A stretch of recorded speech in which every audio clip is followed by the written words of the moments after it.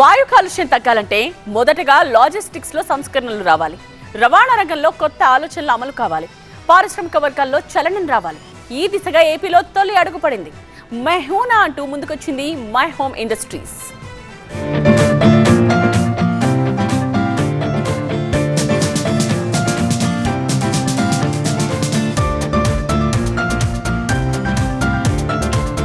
అనకాపల్లి జిల్లా యలమంచిలి మండలం Mulakalapalli my home industries కి చెందిన మహా సిమెంట్ ఫ్యాక్టరీ. ఇక్కడే ముడిసరుకు రవాణా కోసం కొత్తగా 8 హెవీ డ్యూటీ ఈవీ ట్రక్కులు వాడుకలోకొచ్చాయి.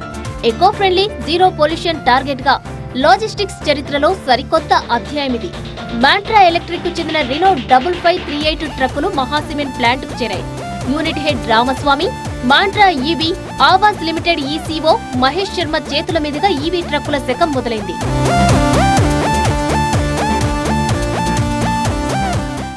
స్టీల్ ప్లాంట్ నుంచి ఇక్కడికి మనం స్లాగ్ ని తీసుకురావడానికి వీటిని యూజ్ చేస్తున్నాం అనమాట.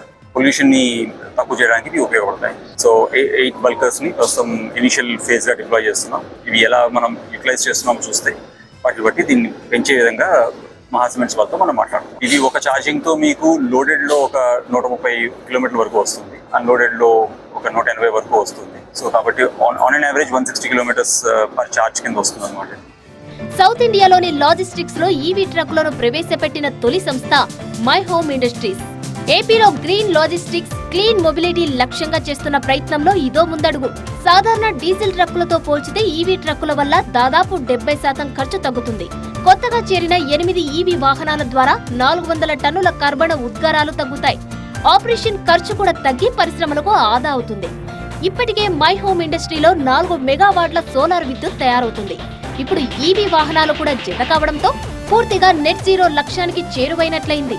ఈ విధంగా మిగతా కంపెనీలకు కూడా స్ఫూర్తిగా నిలబడింది మై హోమ్ ఇండస్ట్రీస్.